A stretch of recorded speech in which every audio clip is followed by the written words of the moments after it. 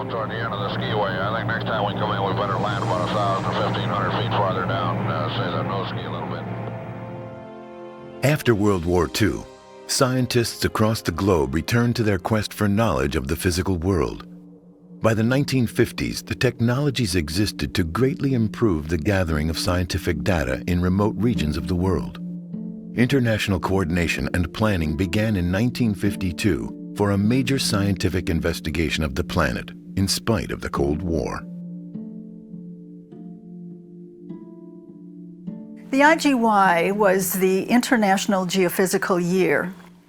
It was an 18-month period, actually, from July 1st, 1957, through the end, December 31st of 1958.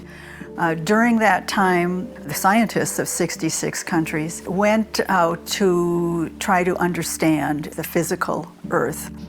Of those countries, 12 of them had scientific stations on the Antarctic continent or the sub-Antarctic regions. Let's open up Antarctica. Let's provide fantastic logistics to the scientists so they can actually work and save the planet, if necessary. Let's find out what's going on. And scientists like Berkner and Lawrence Gould, who is the chair of our Antarctic Committee, would go to Congress and say, well, we need, X million dollars for this one-shot thing, but boy, it's going to be great and we should support it. Oh, and by the way, those Soviets, they're planning a very big, very ambitious program. And so, we don't want to be second best to them, do we? Oh, well, yes. How much do you need? How much would you like? Is that enough? The Navy's involvement was staggeringly stupendous in its sheer, the amount of money spent, the personnel, the fantastic drive, the achievements of the Navy, U.S. Navy in providing this, the airplanes that went down, in providing logistics to the scientists. Incredible. Admiral Richard E. Byrd was designated officer in charge of planning for support of U.S. Antarctic programs. However, operational command was firmly in the hands of Admiral George Dufek. Dufek had served as Byrd's navigator during the United States Antarctic Service Expedition and the Eastern Group Commander during Operation High Jump. Dufek named the military support mission Operation Deep Freeze. It was Ed Ward who found the airplanes, R5Ds, P2Vs, R4Ds. Later, we also acquired otters, and they were just terrific for short hops, but they didn't have the range of the R4Ds. Lieutenant Commander Conrad Gus Shin had been an R4D pilot in World War II and in Operation High Jump, where he flew alongside Captain Trigger Hawks. Deep freeze opened up, so I grabbed an airplane and went down to Washington and went in to see Captain Hawks. Here I am. So I think Ed Ward in his memoirs said that I was the first guy chosen because Hawks knew me. The first phase of Operation Deep Freeze in support of the IGY began in late 1955. Little America 5 was built on the Ross Ice Shelf near the site of the original Little America station. A second station was established on Ross Island near the site of Robert Falcon Scott's 1901-04 Discovery Expedition Hut. It was designated the Naval Air Facility McMurdo. Temporary sea ice at this location was strong enough to support heavy aircraft. The otters and helicopters were carried down on ships in early January 1956. Admiral Dufek decided that the large planes should fly directly from New Zealand to McMurdo, 2,300 miles over the coldest and stormiest seas in the world, the Southern Ocean. With only enough fuel for a one-way trip, there would be a point of safe return. Beyond this point, they would have to land in Antarctica, regardless of the weather conditions. The first planes to arrive were the two P2V Neptunes. They were the first aircraft to land in Antarctica from another landmass. I think that's an interesting thing. This one piece will make 52 layers. Watch on mobile devices or the big screen. All for free. No subscription required. The P2V named Amen was piloted by Lieutenant Commander Jack Torbert. The twin-engine R-4Ds met heavy headwinds. Short of fuel, they turned back just before the point of safe return. Patrick McCormick was a CB builder assigned to help build the first U.S. bases for the IGY. When we first got in there, we were about 35 miles tied up out in what we call the sea ice. The ice was breaking up. We lost a man early on. Richard Williams, who was a construction driver, was pulling his load of cargo over to the station, and it just went through a crack in the ice, and he went down in 600 fathoms of water, and his body was never recovered. 400 miles east of McMurdo, a similar effort was underway. Little America 5 took shape rapidly thanks to the United States Naval Construction Battalion Special, the Seabees. On January 4th, 1956, the man who built the first Little America in 1928, Admiral Richard E. Byrd, dedicated the last one. The planes flew a short season of reconnaissance, then made the flight back to New Zealand en route to the States. A trail party had gone out about 300 and some miles. Commander Whitney at Little America said, okay, that's far enough. He sent an airplane out to get them. It was an Otter. Half of the trail party then got back on this airplane with the 3 crew members, and they never got there. They plowed right into the side of a mountain. Admiral Dufek, who was at McMurdo, immediately sent an icebreaker with one of the airplanes on it. A sling broke. It fell onto the ice, and it was unflyable. He sent the other icebreaker, the Glacier, with their last Otter on it, and it had minor damage when it landed, but they fixed it up enough to fly. First, they found the empty airplane, and there were tracks leading, and so they just simply followed the tracks and got caught up with all of them, 7 of them, and saved them. Dufek had cabled to send one of the P-2Vs back to Antarctica to assist in the search. Jack Torbert volunteered the Amen. His co-pilot, Ed Cohen, was on leave and unable to return for the flight. In Venezuela, he lost an engine.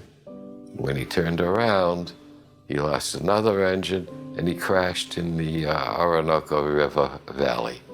We were the first planes that found the wreck. Everybody was fine. Nobody was injured in Torbert's plane. In a span of several hours, Dufek received the news that both the Otter survivors and the P-2V survivors had been safely recovered. It was his birthday. Work continued at McMurdo over the 1955-56 winter. The Seabees were tasked to build an ice runway capable of landing the largest cargo plane in the world, the Air Force C-124. The priority of Operation Deep Freeze 2 was to establish a station at the geographic South Pole. Without C-124s to airdrop cargo, the task would be impossible. The Seabees worked in darkness and 60 below zero temperatures and finally created a 6,000-foot ice runway capable of supporting the massive planes. Just weeks before the opening flight for Deep Freeze 2, Antarctica showed who was really in charge. The first week of September, we got the worst blizzard that we had had all winter long. The wind blew for a good month, completely destroyed all of the work that had been accomplished. So then it was turn 2 time, as we say in the CVs. Every available man was out there building a runway. We got it done. The Admiral came in on October 17th and brought fresh eggs. Dufek's R-5D landed at McMurdo just before the weather began to deteriorate. The rest of the planes were on their way, all beyond the point of safe return. Young Lieutenant David Carey was piloting a P-2V named Boopsy. He had never made a landing in Antarctica. Carey became disoriented on approach and caught his wingtip in the snow. The plane cartwheeled and disintegrated. Carey and 2 crewmen were killed instantly. Marine Captain Ray Hudman died from his injuries several hours later. The last 2 R-4Ds were flown by Lieutenant Commander Gus Shinn and Lieutenant Commander Roy Curtis. Shinn's co-pilot was Squadron Commander Captain Douglas Cordner. Well, we had some electric compasses that was a new thing back in that day. And we were about halfway to McMurdo. And he came up on the radio that he was losing his compass and his unknown position. And so I turned to the skipper and I said, "You hear this, skipper?" And he says, "Yeah." I said, "Well, I think I can go back and pick him up and bring him back. And I have enough fuel. I've saved my fuel." And he says, "It's your airplane." So it's an old trick. I'm sure a lot of pilots have used it in the old days, where if you have two aircraft, you just have them transmit on the frequency. And you pick it up with your loop. Curtis's transmissions acted as a beacon, which Shin's directional loop antenna could rotate and point to, guiding him back until they made a visual sighting. Curtis then trailed Shin to McMurdo. Both planes were in the air more than 18.5 hours. Had Shin not led him to safety, Curtis's course would have taken him hundreds of miles off track, and he would have run out of fuel. He had barely enough to reach McMurdo. When the weather cleared, Air Force General Chester McCarty flew the first Globemaster over the geographic South Pole. But landing and taking off at 10,000 feet in minus 50-degree temperatures had never been done.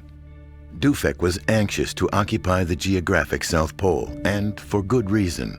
At an early IGY planning meeting, Dufek was pulled aside by Soviet scientist Vladimir Belousov. The South Pole was such a prize, politically as well as scientifically, for this country. And I'm guessing for the other country that wanted it too, and specifically the Soviet Union. Comrade Belousov motions Admiral Dufek to a map on the wall. He points to the South Pole and stamps both feet. And Dufek was shaken to his boots. He got the meaning of that. Admiral Dufek instructed Captain Cordner to pick the best plane for the flight to the South Pole. Cordner chose the K-Sarah, commanded by Lieutenant Harvey Speed, a very capable and respected squadron pilot. However, Dufek wanted Trigger Hawks to pilot the flight, but Hawks had another recommendation. The skipper, who's still my co-pilot, turned to me and said, "You're the South Pole pilot," just like that. It's a good day, good clear day. I had all the JADO hung for takeoff so we could use it at South Pole. And I put on as much gasoline as I could because I didn't know what I would be faced with up there. And we just set up a landing and made a straight-in approach to what we thought was South Pole. Plane Captain John Strider followed procedure and exited the plane to put locking pins in the landing gear. He thus became the first American to set foot at the South Pole. The Admiral and Captain Hawks got off, and my navigator, who had a camera, took the picture, the iconic picture. We really didn't think about being frozen in. We knew that we didn't have enough power to move. He fired four JADO bottles and got the tail wheel broke loose. And then we started moving, and then they fired 4 more, and then they fired the other 4. And we got airborne at about, he said 60 knots, I said it was 58 knots. And we finally got this, everything shuddered like this. Off we went to McMurdo. Big deal. Dufek saw that it was now possible to transport men and material to the South Pole and ordered the construction of the world's most southerly outpost. Navy Lieutenant Richard Bowers flew to the pole with a team of dogs and men aboard 2 R-4Ds to establish the first camp. C-124s dropped materials for the base by parachute. The 18th Air Force's 63rd Troop Carrier Wing flew 84 drop missions from McMurdo that season. 881 tons of cargo were delivered. Each day we'd go to the pole, drop whatever we had, come back to McMurdo, eat, go to bed, get up the next day, maybe do the same thing again. And we do that for 5-6 days, and then we take the airplane back to Christchurch. And another airplane would come down and replace it. When I got there at the South Pole on December 1st, there were no buildings, just the 2 Jamesway huts. We went along and we built our buildings, and we were considered complete on January 4th, 1957.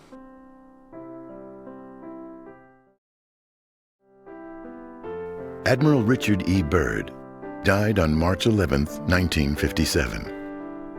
He was 68 years old.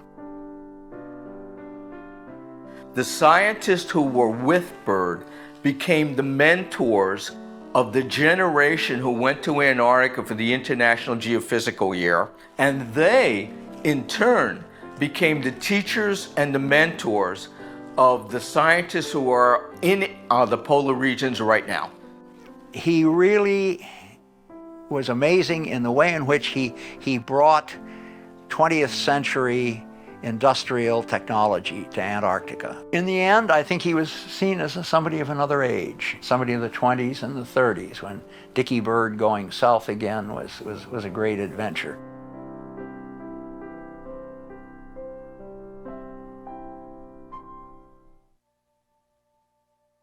During Deep Freeze 2, the U.S. would build 4 additional scientific bases using a combination of ships, aviation, and tractor trains. They were Byrd, Hallett, Ellsworth, and Wilkes.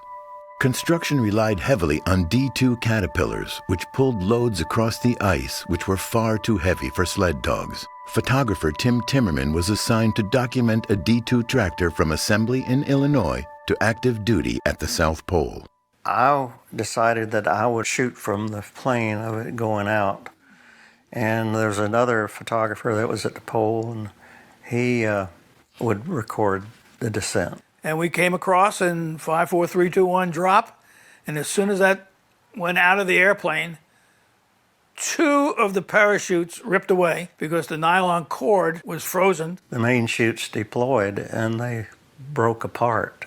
And the D2 Cat just made a big hole in the ice there at the pole.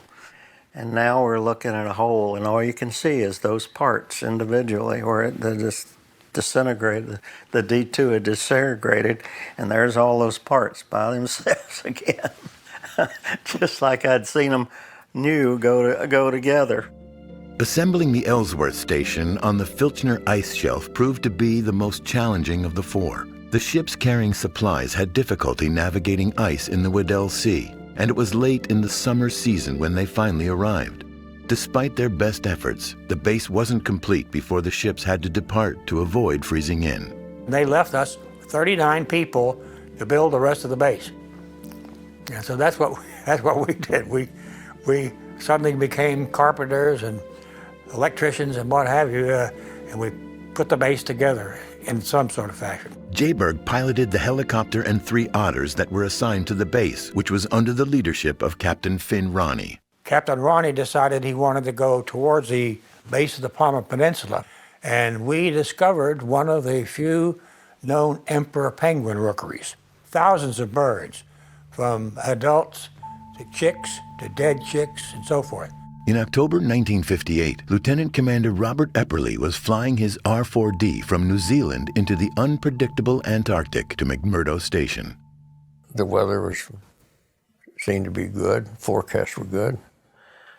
McMurdo contacted us and said, divert to Cape Hallett, McMurdo is 00. So we went into Hallett. It was Cavu, clear, visibility unlimited. Runway was ice, just perfect. We just went in there and landed.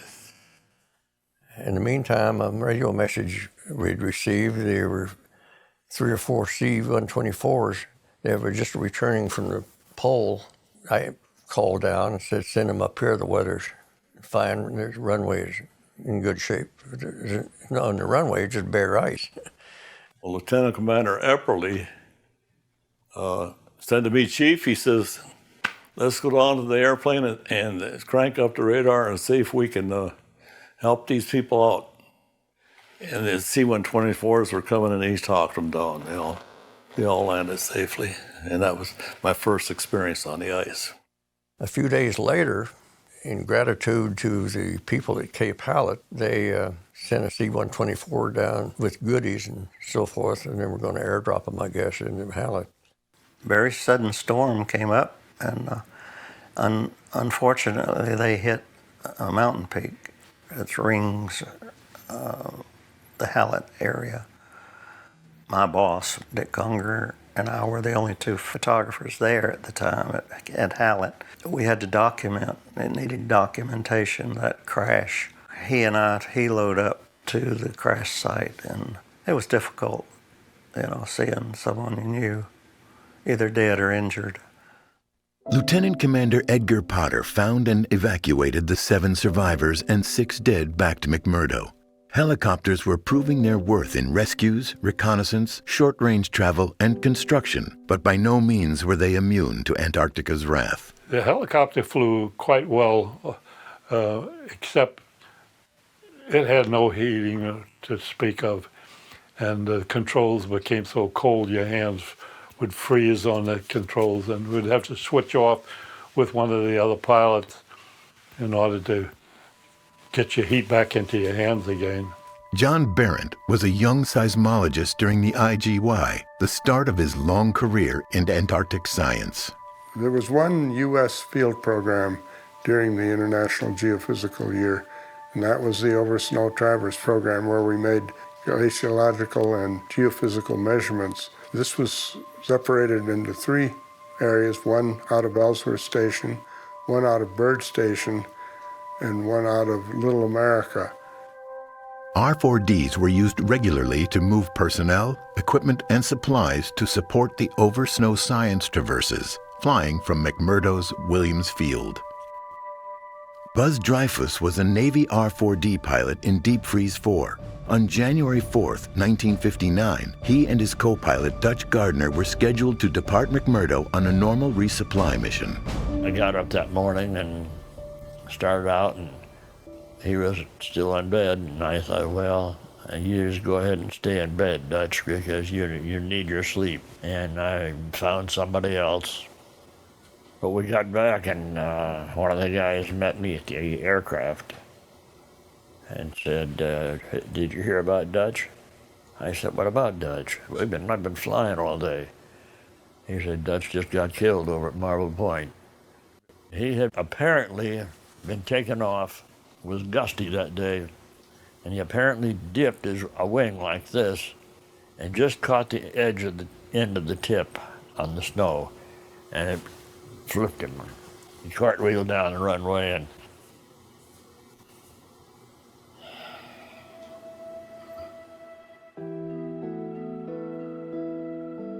The International Geophysical Year, which began July 1st, 1957, officially ended on December 31st, 1958. During these 18 months, the U.S. occupied 7 bases from which numerous field parties extended scientific investigation of Antarctica as never before. The success was in large part due to Operation Deep Freeze and the servicemen who bravely contributed. Antarctica yielded its secrets at a price. 16 Americans lost their lives, most in air crashes. 18 helicopters and fixed-wing aircraft were destroyed. Admiral Dufek and U.S. Chief Scientist Dr. Gould were praised for brilliantly blending the objectives of science and the military. Many wanted to extend the International Geophysical Year, but territorial issues over the ownership of Antarctica remained stumbling blocks. Finally, the U.S. State Department brought Ambassador Paul Daniels out of retirement to find a solution. It was really thinking outside the box to say, why do we want to own it? Why don't we just internationalize the continent? Why don't we make it available to everybody? Why don't we let the science go forward? And, well, the Antarctic Treaty was the upshot of that. The Antarctic Treaty was signed by the 12 countries that maintained bases in Antarctica during the International Geophysical Year. The treaty ensures cooperation, peace, open access, and protection of Antarctica. It was signed on December 1st, 1959. It went into force in July of 1961 when all 12 countries finally ratified it. So that meant it would be up for renewal if somebody wanted to challenge it in 1991, and it's still going. Science continues, and in fact, the IGY in Antarctica never ended.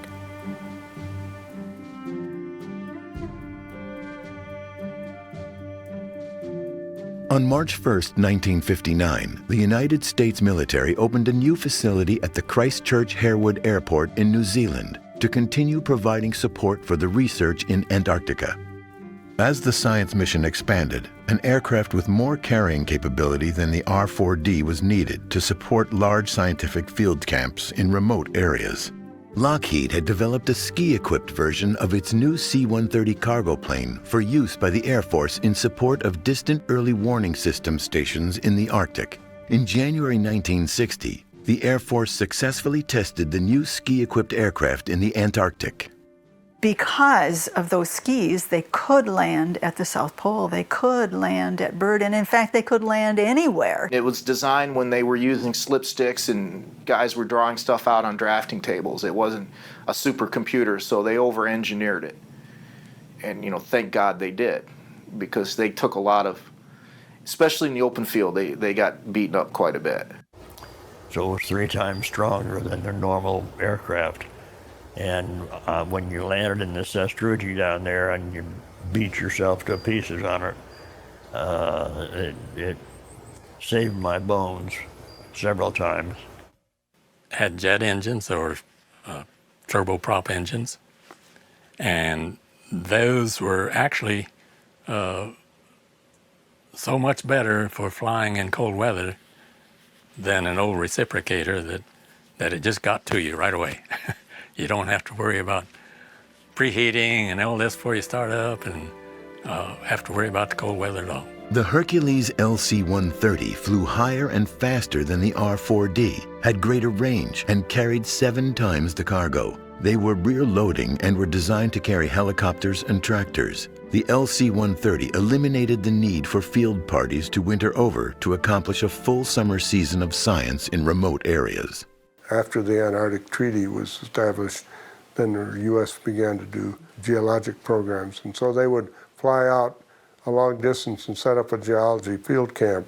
During my traverse in 1960-61, we had 6 C-130 flights from McMurdo out to the Jones Mountains. They flew 3 new snowcats and a vast amount of material, fuel. It was quite a different operation than the way we were operating at Ellsworth. During Deep Freeze 61, the R-4Ds were still a part of Operation Deep Freeze. John Barrett boarded R-4D Semper Shaftus on November 22, 1960, for an exploratory flight from Byrd Station. They flew north in heavy overcast and poor visibility. The navigational chart they were using showed a clear path, but they were on a collision course with the uncharted Prairie Mountains. Aircraft commander grabbed the yoke and started to push, yelling, "Get the nose down." And he tried to, was just reaching for the throttles to cut the power so that when we crashed, we might not burn. He figured the 3 of us in front were going to be killed. We'd go right through the windshield. We were rocking back and forth, and you could see rocks out one of the windows on the side.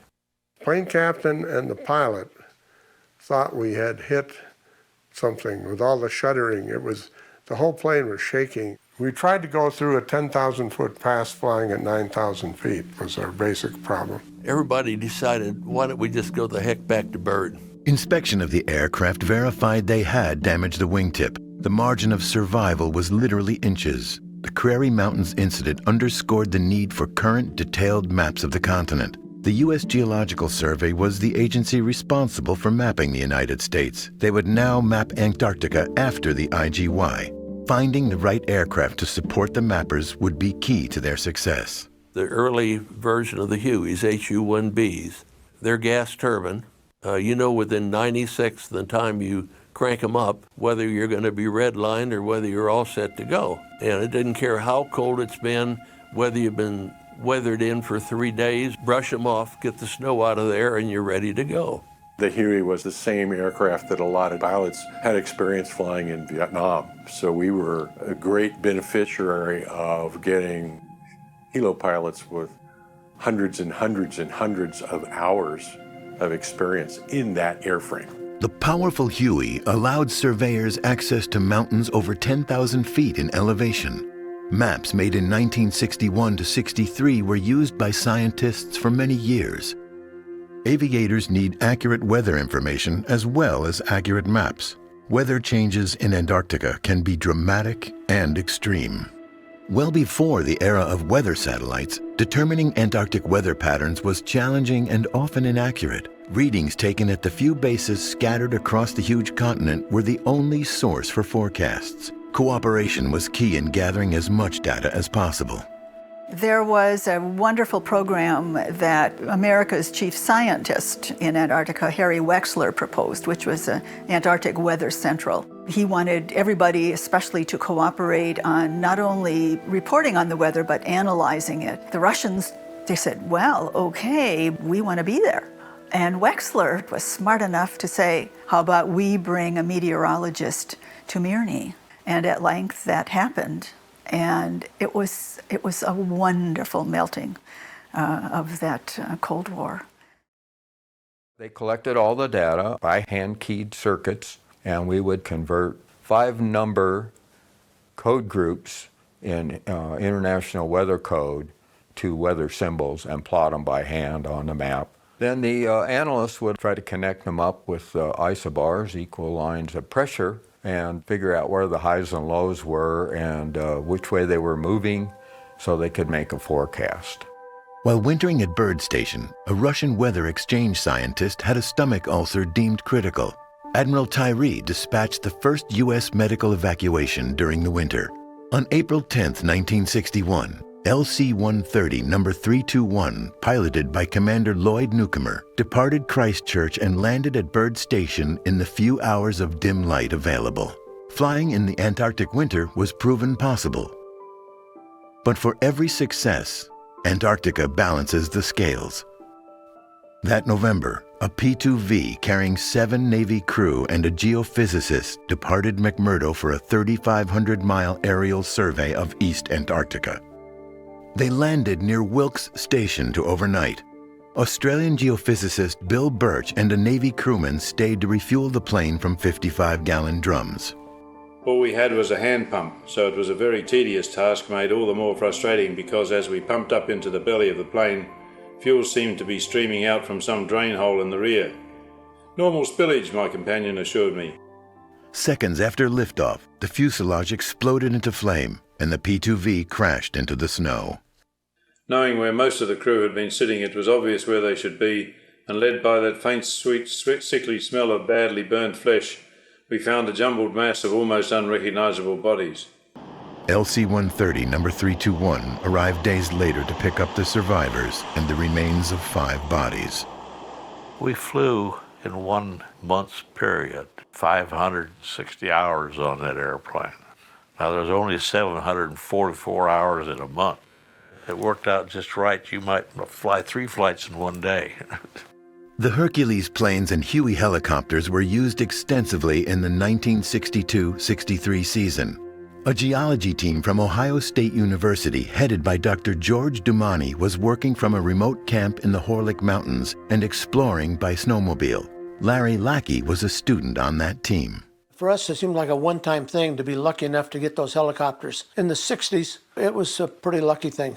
Our goal was to get to Mount Howe, which is about 18 miles away. We tried to get there. The crevasse fields were horrendous. We weren't sure we know we couldn't get through it until the helicopters got there. We explained to them what we wanted to do, and they couldn't have been more excited to be able to fly the first helicopters to the southernmost rock outcrop in the world.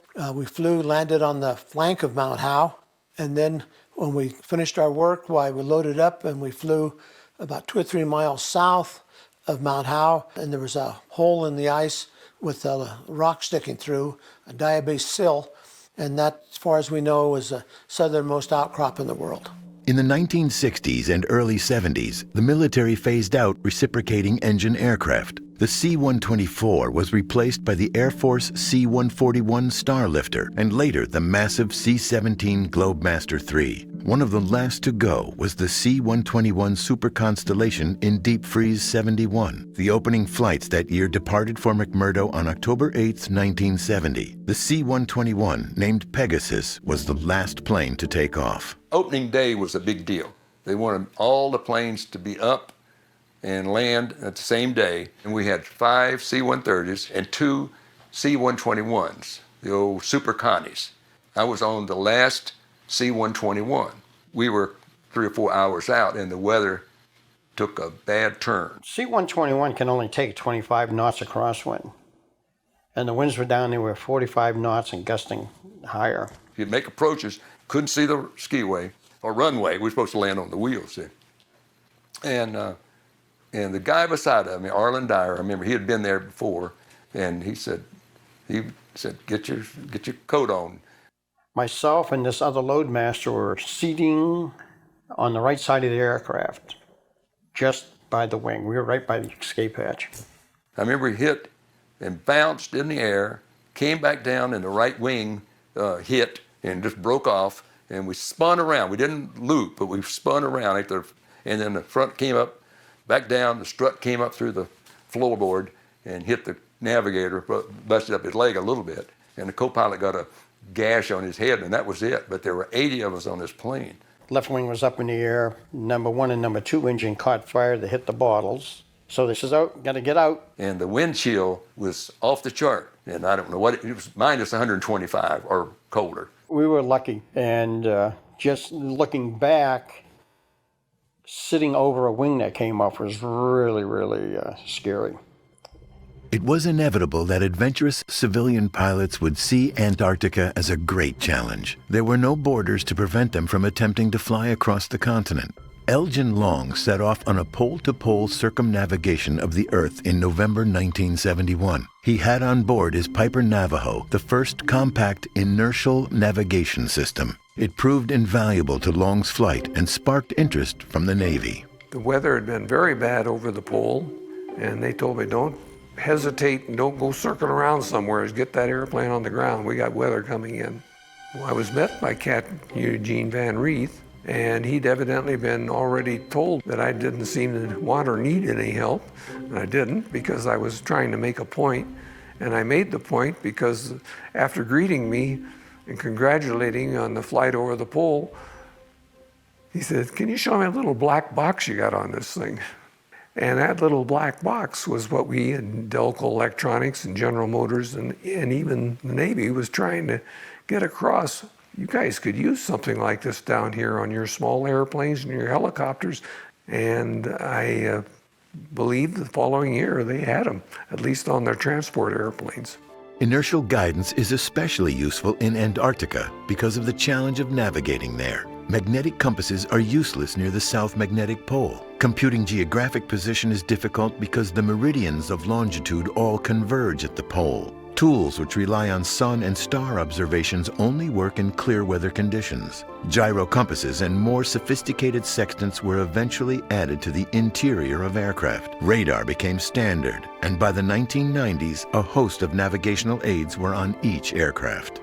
When you start the plane up, of course, the gyro has wound down, the compass is drifting, be pointing anywhere. So the last thing you did was the pilot would line the plane up on the skiway, and at that point, you would set the compass to the heading of the skiway, be it 2 or 20. A lot of navigators can tell you where you've been. You know, a good navigator can tell you where you're going.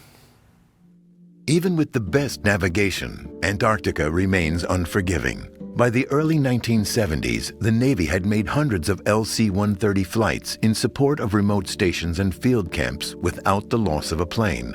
That was about to change.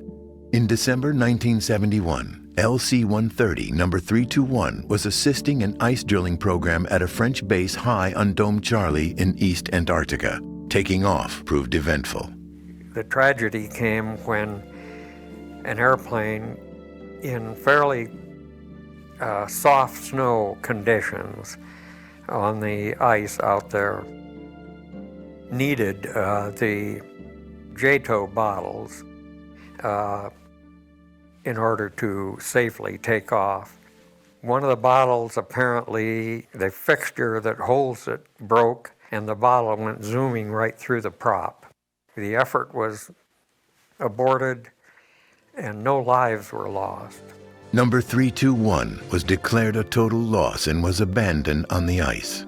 LC-130 number 917 was on a routine resupply run to South Pole Station in January 1973. Loadmaster David Hazard, who survived the crash of Super Constellation Pegasus in 1970, was on board. So I took 22,500 pounds of cargo with me. For some reason that day, I put two 25,000-pound bridles on the front of my cargo instead of just the normal one. The outer markers at Pole Station are 55-gallon drums painted black. I was looking out the little window, seeing a black one go by, and I heard the co-pilot tell the pilot, "Outer markers in sight, go visual." Well, he went visual, and he had a whiteout. Well, when we hit the ground, the rear skis went into the snow and ice about 3 feet. When we came out of the hole, the wings broke off. When the wings hit each other, the fuel engulfed. The center escape hatch blew down, and it looked like Dante's Inferno in there, all orange ash and everything. And all I could think of is we were going to be a Roman candle because I had 1,500 gallons of MOGAS in the back. The tail section broke loose. The main landing gear came off. The nose gear collapsed, and we slid for 1,800 feet. When we came to a stop, I had to tell the passengers to grab their gear, and the Coast Guardman says to me, he says, "Geez, that was a rough landing." I says, "Well, we crashed." So we all got out. Nobody got hurt. The cargo didn't move. Yeah, they had a message go out to the world on that account that the professionalism of the loadmaster did save lives. But like I said, we were taught to tie everything down to make sure it wasn't going to go anywhere. A flight on January 15, 1975 was the beginning of a chain of events that ultimately would be both tragic and triumphant. LC-130 number 319 was dispatched to Dome Charlie to pick up a team of French and American scientists. Dome Charlie sits approximately 11,000 feet altitude, very thin air. So in order for 319, when they finished dropping off, they had to hang JATO bottles. One of the bottles came loose and downed the airplane. That day, my crew on 320 was designated as the SAR, Search and Rescue. We got the call that 319 was down at Dome Charlie. We landed out there to pick them up. Another LC-130 returning from Pole had heard the call and diverted to assist. They landed but were told it was under control and attempted to depart. The hard, wave-shaped surface ice called sastrugi battered the nose gear into collapse. The Dome Charlie planes were not written off. The Navy sent LC-130 number 320 with parts and a D4 Caterpillar tractor to be used in the recovery and repair of number 319. Jerry Horton was aboard number 320 as it departed Dome Charlie. We started our slide. At the perfect point, the pilot hit the fire button. The JATO bottles lit off. One of the bottles came loose, deflected off the wheel well, went into number 3 engine. Number 3 engine, with its turning, deflected the JATO bottle to the side of the cockpit. It didn't penetrate, but it broke and then went on off. Our pilot very calmly said, "Gentlemen, I think we need to abort." Dome Charlie had now claimed 3 Hercules aircraft. In Deep Freeze 76, numbers 320 and 129 were repaired and returned to New Zealand for more extensive work. Number 319 was a bigger project, and it had to wait until the 1976-77 season. By that time, a large camp had grown at Dome Charlie to support the recovery. Crews worked 7 days a week in extreme conditions. Number 319 was airborne again on December 30th, 1976. It was the most significant American Antarctic recovery operation to date. Routine maintenance of aircraft in the Antarctic is far from routine. Every mechanic had a different, some of them were plane captains, some were actually mechanics, ground crew that would work on the planes if they had a problem. We'd have check stands, on skis, you'd take them out and put them underneath the engines and open up the cowling and do whatever you needed to do to them. We did some engine changes that needed to be done down there because we had no other choices, you had to do it there. If one of them things dropped an RPM somewhere, I knew it before anybody else did. I could go to sleep in flight, and if something dropped out of sync, I'd be the first one up there. You were on call 24 hours a day. If the planes are coming in at 4 o'clock in the morning, you're there at 3 o'clock in the morning. If the planes are taking off at 2 o'clock, you're there at 8 or 9 o'clock to help with everything. If we have to change an airplane engine, we can do it. If we have to change a prop, we can do it. We were doing a prop change, and it was about 40 below. They bring out this little warm-up hut. There'd be 3 of us out there, and we would just round robin it. You'd be able to be out there by maybe 10 minutes, and you'd come back into the warm-up hut and say, okay, I did this. Okay, now I did this. And it's just like that. From the late 1970s through the early 1990s, the National Science Foundation organized large, temporary, multidisciplinary science camps in remote areas of Antarctica. Each camp was supported by UH-1 helicopters flown in by LC-130. To do the type of geology we do and the type of geology other people do, we have to get around. If one is examining glacial history, you can't do it in one spot. You have to put together a three-dimensional picture of what the ice sheet did and how high it was in the past and when this occurred and why it occurred and where the collapse in the best. So we had to have a lot of aerial coverage. And each day we would go out with a helicopter and make a number of landings. And this was not easy work for helicopter pilots, to put it mildly. They put a lot on the line when they did this work for us and for the Science Foundation.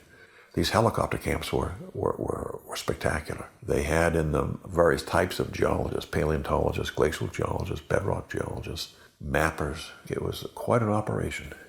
The camp environment's an interesting environment. I think it's about maybe 60, 70 people at full population, and so everybody knows everybody. It really is all focused around the scientific mission. You're living and breathing that mission as they gain a better appreciation of what you need with respect to the taxi cab that's taking them around. So it's really a good environment. We flew with some of the leading experts in their domains. It's a pretty impressive group of folks that we carried around. The helo pilots were lucky because, at remote camp, you're out here, you're around these guys all the time, and just by osmosis, you absorb some of, what they're trying to do. And most of these folks were pretty dadgum smart, and they knew, they're experts in their field. And, when they started talking about it, you could learn a lot just by being a fly on the wall, for goodness sake. But, you realize how important it was to them, and it became important to you. So we got really involved in what they were doing, and, the success of their mission meant a lot to us. They had to land the C-130s on skis. They had to support these camps, which meant constant flying in with fuel, landing in these airstrips, which were not the best airstrips on Earth, put in, refuel, re-equip with food, fly back, land at bird station, refuel. And for every one of this had to happen, there had to be another flight in, either to Bird or South Pole, to replace the fuel that these returning planes used. It was an intricate logistics operation on a continent about the size of the United States. On November 28, 1979, important guests had gathered at McMurdo Station to celebrate the 50th anniversary of Admiral Byrd's flight over the South Pole. They included Senator Harry F. Byrd, the brother of Admiral Richard E. Byrd, and Dr. Lawrence Gould. At the same time, an Air New Zealand DC-10 was making a tourist flight over Antarctica in poor weather conditions. McMurdo was alerted by New Zealand authorities that they had lost contact. Legendary LC-130 pilot Lieutenant Commander John Paulus was assigned to search for the Air New Zealand plane. Scientists nicknamed the 9-season veteran Cadillac Jack because his field landings were said to be as smooth as riding in a Cadillac. We went around Ross Island to the open ocean side of the island and did see the crash site, that the smear that went up the side of the mountain leading up to the base of Mount Erebus. Joe Madrid was crew chief on the first Huey helicopter taking a recovery team to the crash site. Now I'm laying on my belly on the deck of the Huey, and I'm looking straight down, making sure we have a clear landing spot. And I'm going to say we started here, and I talked them down to here because there was no place to put that skid for all the bodies. It was the first piece of wreckage they came up to when they were walking from where the Heedle had dropped them off. They reached down and picked the captain's hat up. It wasn't a pretty sight, and it was, you just said, it was like, that's it. It just seemed so final. I was looking straight down, and there was a older feller staring right at me, eyes wide open, glistening blue. His toes were pointed down, but his head was looking up. The aircraft descended below the altitude that they were supposed to maintain. Problems with their navigation and the course that they had led them to fly into the side of Mount Erebus. 257 people were on board, passengers and crew. No one survived. I still remember Larry Gould jumped up from his chair and said, "Ladies and gentlemen, we need to go to our rooms and pack. We need to get out of here. These people have a job to do." Of course, I wanted to give him a big hug. Even after 25 years, I still, even out this time, every November comes back to mind.